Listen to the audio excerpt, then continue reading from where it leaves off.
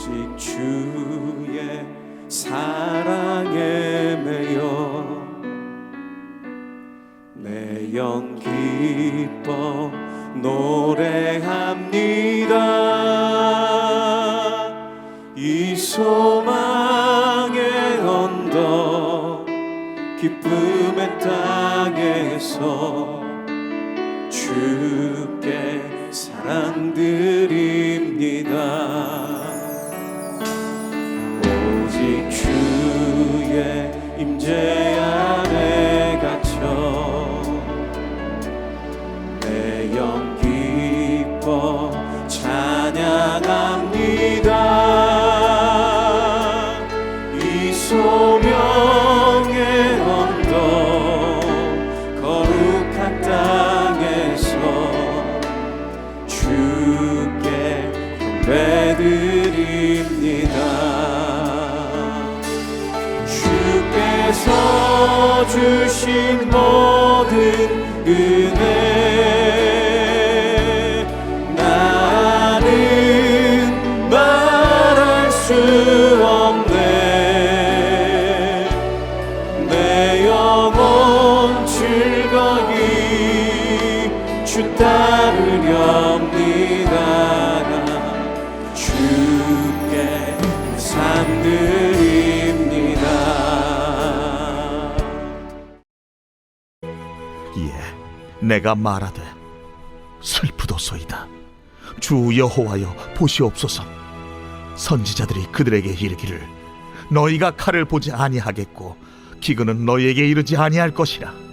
내가 이곳에서 너희에게 확실한 평강을 주리라 하나이다. 여호와께서 내게 이르시되 선지자들이 내 이름으로 거짓 예언을 하도다. 나는 그들을 보내지 아니하였고 그들에게 명령하거나 이르지 아니하였거늘 그들이 거짓 계시와 점술과 헛된 것과 자기 마음의 거짓으로 너희에게 예언하는도다. 그러므로 내가 보내지 아니하였어도 내 이름으로 예언하여 이르기를 칼과 기근이 이 땅에 이르지 아니하리라 하는 선지자들에 대하여 여호와께서 이와 같이 말씀하셨노라. 그 선지자들은 칼과 기근에 멸망할 것이요 그들의 예언을 받은 백성은 기근과 칼로 말미암아 예루살렘 거리에 던짐을 당할 것인즉 그들을 장사할 자가 없을 것이요 그들의 아내와 아들과 딸이 그렇게 되리니 이는 내가 그들의 악을 그 위에 부음이니라. 너는 이 말로 그들에게 이르라. 내 눈이 밤낮으로 그치지 아니하고 눈물을 흘리리니 이는 처녀 딸 내 백성이 큰 파멸 중한 상처로 말미암아 망함이라. 내가 들에 나간즉 칼에 죽은 자요 내가 성읍에 들어간즉 기근으로 병든 자며 선지자나 제사장이나 알지 못하는 땅으로 두루 다니도다. 주께서 유다를 온전히 버리시나이까? 주의 심령이 시온을 싫어하시나이까? 어찌하여 우리를 치시고 치료하지 아니하시나이까? 우리가 평강을 바라도 좋은 것이 없고 치료받기를 기다리나 두려움만 보나이다. 여호와여, 우리의 악과 우리 조상의 죄악을 인정하나이다. 우리가 주께 범죄하였나이다. 주의 이름을 위하여 우리를 미워하지 마옵소서. 주의 영광의 보좌를 욕되게 마옵소서. 주께서 우리와 세우신 언약을 기억하시고 패하지 마옵소서. 이방인의 우상 가운데 능히 비를 내리게 할 자가 있나이까? 하늘이 능히 소나기를 내릴 수 있으리이까? 우리 하나님 여호와여, 그리하는 자는 주가 아니시니까? 그러므로 우리가 주를 앙망하옵는 것은 주께서 이 모든 것을 만드셨음이니이다 하니라.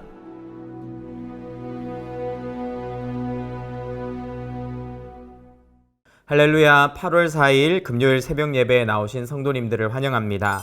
오늘 우리에게 주시는 하나님의 말씀은 예레미야 14장 13절에서 22절까지의 말씀입니다. 얼마 전 수해 때 오송 지하차도와 또 이채원 참사 때 이태원 거리에서는 참 많은 분들이 안타깝게 생명을 잃었습니다. 그런데 후에 밝혀진 것은 두 개의 사고 모두 경고가 있었다는 것입니다. 사전에 시민들의 신고가 있었고 또 관련 기관들의 경고가 있었지만 그것을 대응하지 못해서 결국 골든타임을 놓치고 큰 사고가 터졌다는 것이죠. 경고를 했는데 대응하지 못하고 결국 재방이 터지고 나면 그 이후에는 아무리 많은 인력으로 막으려고 해도 막을 수가 없는 것이죠.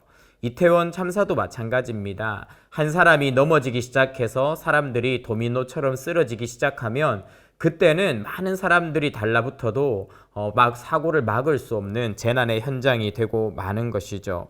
이처럼 경고를 놓치고 사인을 놓치면 그래서 골든타임이 지나버리면 이후에는 막을 수 없는 엄청난 재난들이 발생해 버리고 맙니다. 오늘 예레미야의 이야기도 마찬가지입니다. 참 많은 경고의 메시지가 있었고 회개와 심판의 메시지가 있었지만 이스라엘 백성들은 하나님의 음성을 듣지 않습니다. 그리고 결국 하나님의 심판이 쏟아 부어지죠. 그 이후에 이스라엘 백성들은 생각지도 못한 엄청난 고통 때문에 하나님 앞에 정신을 차리고 부르짖지만 이미 회개의 골든타임이 지났기 때문에 심판을 막을 수가 없었고 자신의 생명을 살릴 수가 없었던 것이죠. 오늘 본문을 묵상하면서 심판의 상황 속에서도 두 종류의 기도로 나뉘어지는 것을 봅니다. 골든타임이 지났지만 여전히 그 상황에서 하나님께서 들으시는 기도가 있고 듣지 않으시는 기도가 있어요. 이 두 가지 기도를 살펴보면서 우리의 기도를 점검하는 하루가 되었으면 좋겠습니다. 먼저 예레미야는 하나님과 교제하면서 영적인 심판의 순간에도 하나님과 친밀한 교제를 나누는 응답을 누리는 기도를 드려요. 13절 말씀 보겠습니다. 이에 내가 말하되 슬프도소이다 주 여호와여 보시옵소서. 선지자들이 그들에게 이르기를 너희가 칼을 보지 아니하겠고 기근은 너희에게 이르지 아니할 것이라. 내가 이곳에서 너희에게 확실한 평강을 주리라 하나이다. 예레미야는 하나님의 말씀을 따라 힘을 다해 사역을 했어요. 그런데 예레미야의 사역은 결코 환영받을 수 없는 사역이었습니다. 왜냐하면 심판의 메시지를 전했기 때문이죠. 그래서 많은 공격을 당하고 어려움을 겪었습니다. 특별히 예레미야의 메시지를 정면으로 반박하는 자들이 있었어요. 하나님의 심판은 없고 칼과 기근도 없다고 했습니다. 오히려 너희에게 평강이 있을 거라고 외치는 선지자들의 메시지를 사람들은 더 좋아했어요. 그래서 예레미야가 그렇게 자신의 사역이 통하지 않고 오히려 거짓된 선지자들을 따라가는 백성들을 바라보며 큰 어려움과 고통을 겪고 있을 때 하나님 앞에 기도를 시작한 것입니다. 예레미야는 어떻게 하나님 앞에 기도했습니까? 참 기도가 예레미야의 기도가 우리의 기도에 모델이 될 만한 것 같아요. 첫 번째로 예레미야는 자신의 마음을 있는 그대로 하나님 앞에 쏟아놓습니다. 슬픕니다 라고 하나님 앞에서 비명을 지르죠. 예레미야는 하나님 앞에 슬프다고 외치면서 자신의 감정을 그대로 쏟아놓습니다. 또 두 번째로 예레미야는 자신의 상황을 조목조목 하나님 앞에 있는 그대로 아뢰입니다. 여기에 보면 선지자들이 그들에게 이르기를 너희가 칼을 보지 않고 기근은 이르지 않는다고 하며 평강을 주겠다라고 말하는 거짓 선지자들의 언행을 하나하나 조목조목 하나님 앞에 세세하게 아뢰며 고발하고 있는 것이죠. 기도는 결코 어려운 것이 아닙니다. 우리의 마음과 생각, 우리의 상황을 하나님 앞에 미사여구 없이 그대로 솔직하게 아뢰면 하나님이 들으시는 것이죠. 마치 우리 아이들이 우리에게 솔직하게 무엇인가를 아뢰면 이야기하면 우리가 그것을 듣고 응답하고 채워주는 것처럼 우리가 하나님 앞에 우리의 마음과 생각과 상황을 있는 그대로 아뢰면 하나님은 우리의 기도에 귀를 기울이시고 응답하시는 분이십니다. 정말 큰 문제는 우리가 화려하게 기도하지 못한다는 게 아니에요. 엄청나게 말씀을 줄줄줄줄 암송하면서 막 신령한 목소리로 기도하지 못한다는 것이 아닙니다. 진짜 문제는요, 기도 자체를 하지 않는 것이에요. 하나님 앞에 우리의 마음과 생각을 아뢰지 않는 것이고 우리의 어려움을 토해놓지 않는 것이죠. 우리가 하나님 앞에 진실하게 기도한다면 하나님은 우리의 기도에 응답하시는 좋으신 하나님이세요. 예레미야의 기도에 응답하시는 하나님의 모습이 것이 14절에서 16절에 나와 있어요.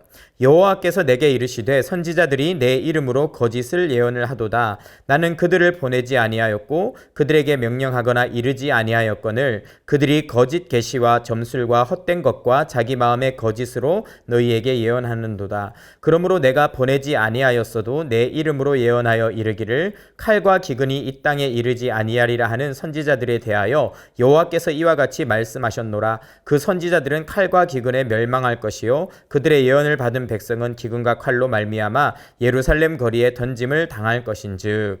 무슨 말입니까? 하나님께서 예레미야가 자신의 마음과 상황을 아뢰며 솔직하게 기도할 때 예레미야의 기도를 다 들으시고 진실이 무엇인지를 다시 한번 확인해 주시는 겁니다. 나는 그런 선지자들을 보낸 적이 없다고 14절에 말씀하시고 15절에 그런 거짓 선지자들이 칼과 기근에 명망할 것이며 그들의 목소리를 맹목적으로 따르던 백성들도 망하게 될 것이다 라는 이야기를 들은 것이죠.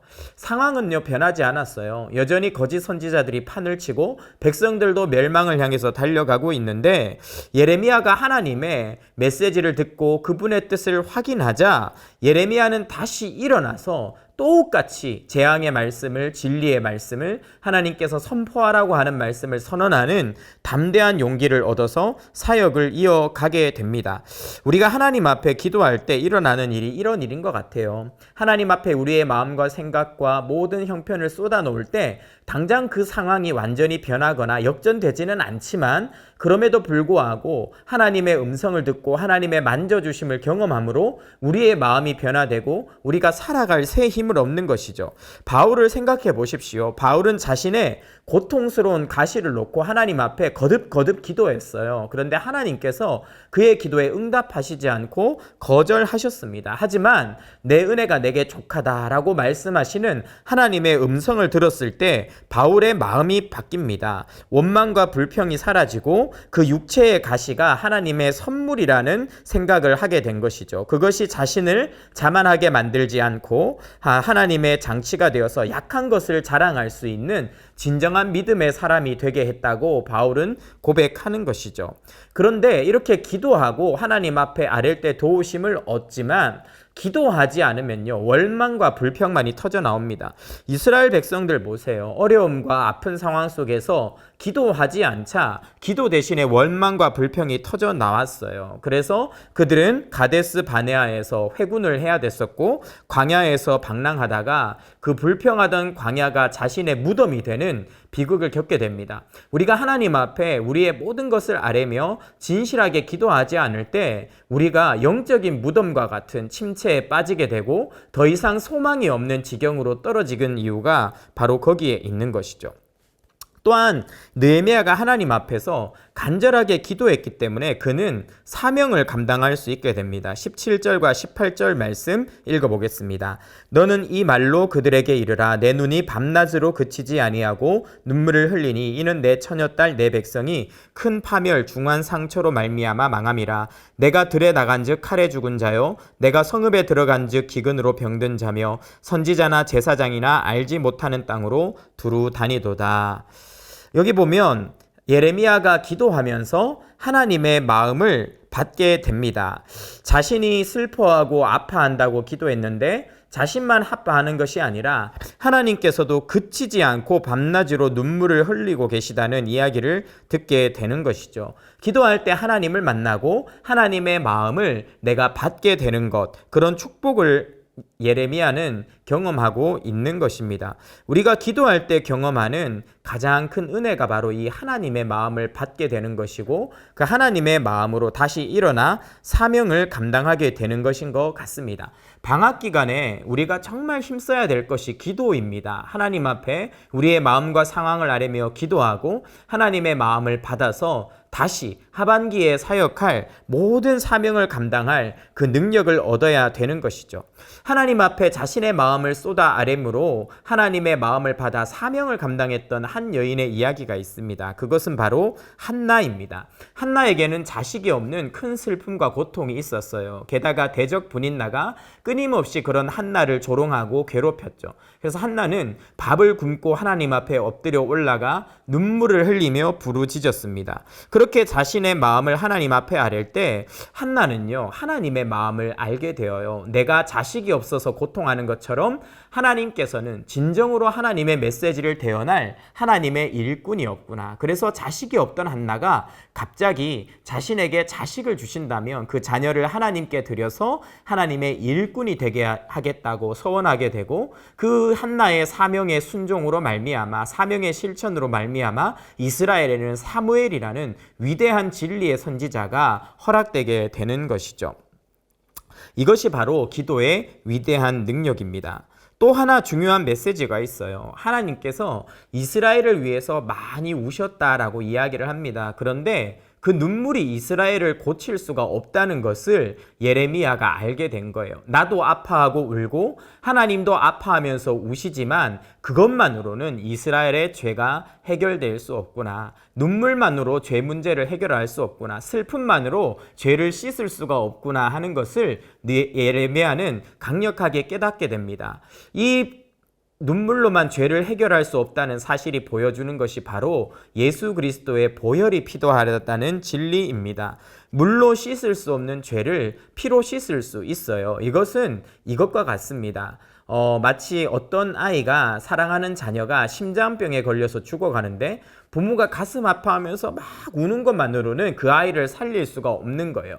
하지만 부모가 자신의 가슴을 열어서 피를 흘려서 심장을 꺼내 이식하기로 결단한다면 이야기가 달라지는 것이죠. 피를 흘리면 생명을 살릴 수가 있는 것입니다. 마찬가지입니다. 예레미야의 눈물로도, 심지어 하나님의 눈물로도 살릴 수가 없는 하나님의 자녀들, 죄악된 가운데 살아가는 하나님의 백성들을 살리는 방법은 피 흘림밖에 없습니다. 언젠가 오셔서 그들을 위해 피 흘려주신 메시아 예수 그리스도를 통해서만 그들은 영원한 생명을 얻을 수가 있는 것이죠. 마지막으로 거절된 기도가 오늘 본문에서 등장하고 있어요. 너무나 간절했지만 무력했던 기도가 소개됩니다. 19절에서 22절 말씀입니다. 백성들은 상당히 간절하게 하나님 앞에 기도합니다.